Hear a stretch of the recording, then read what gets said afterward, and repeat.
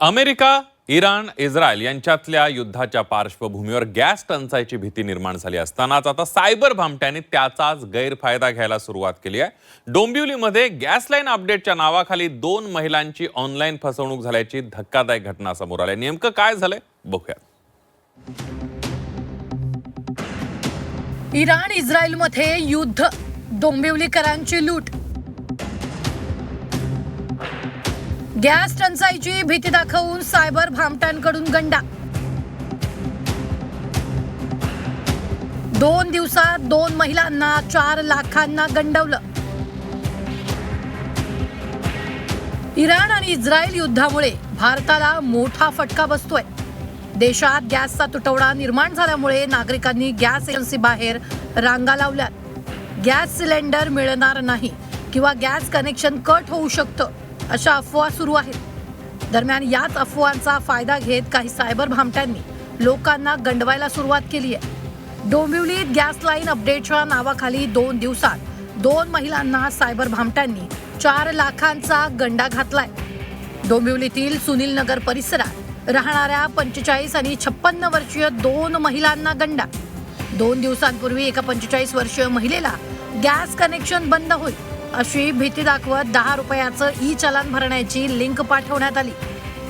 त्या लिंकवर क्लिक करताच तिच्या खात्यातून तब्बल 2,99,500 रुपये लंपास केले। त्याच परिसरात राहणाऱ्या 56 वर्षीय महिलेला एका ॲपच्या माध्यमातून लिंक पाठवण्यात आली। त्या लिंकवर माहिती भरल्यानंतर त्या महिलेच्या खात्यावरूनही 1 लाख रुपये गायब झाले। डोंबिवली पोलीस स्टेशनात 2 महिलांच्या बाबतीत हा प्रकार घडलेला आहे की महानगर गॅस लिमिटेड कंपनीकडून बोलतो असं सांगून तुमचं गॅस कनेक्शन बंद होईल असं सांगून त्यांना APK फाईल पाठवल्या आणि त्या APK फाईलमध्ये त्यांनी फॉर्म भरायला सांगितले आणि त्यानंतर सदर महिलांच्या बँक अकाउंटमधून जवळपास एका बँक अकाउंटमधून 3 लाख रुपये आणि दुसऱ्यामधून 1 लाख रुपये अशी रक्कम संबंधित फसवणूक करण्याच्या खात्यावर वळती झालेली आहे।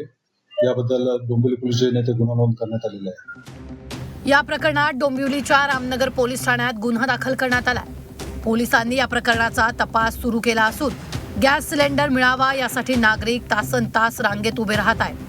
दुसरीकडे घरातलं गॅस कनेक्शन कट तर नाही होणार अशी भीती नागरिकांमध्ये। दरम्यान याच भीतीचा फायदा सायबर भामटे घेत आहेत। गॅसचं कनेक्शन तुमचं बंद होईल असं सांगत APK फाईल पाठवली आहे। ही जी APK फाईल तुम्ही डाउनलोड केली आणि इन्स्टॉल केली तर तुमचा मोबाईल जो आहे तो रिमोटली ॲक्सेस केला जाऊ शकतो। तुम्हाला आलेले फोन कॉल, SMS त्याच्यासोबत तुमच्या मोबाईलमध्ये काय गोष्टी घडत आहेत, कॅमेरा, माईकचं रेकॉर्डिंग केलं जाऊ शकतं, स्क्रीनचं रेकॉर्डिंग केलं जाऊ शकतं। अशाच प्रकारे या केसमध्ये पण झालेलं आहे। मोबाईल हॅक केला गेला आहे आणि नंतर बँकेचे जे आहेत ते ट्रान्झॅक्शन्स कट होताना आपल्याला दिसून आलेले आहेत। तुम्हालाही सिलेंडर संबंधित फोन कॉल येत असतील तर सावधगिरी बाळगा, कारण तुमचीही अशाच प्रकारे फसवणूक होऊ शकते। कुणी तुम्हाला कनेक्शन कट होईल म्हणून सांगत असेल तर घाबरून जाऊ नका, लगेच पैसे पाठवण्याची घाई करू नका, कारण गॅसचा तुटवडा निर्माण झाल्यानंतर सायबर भामटे चांगलेच ऍक्टिव्ह झाले। ब्युरो रिपोर्ट, झी 24 तास।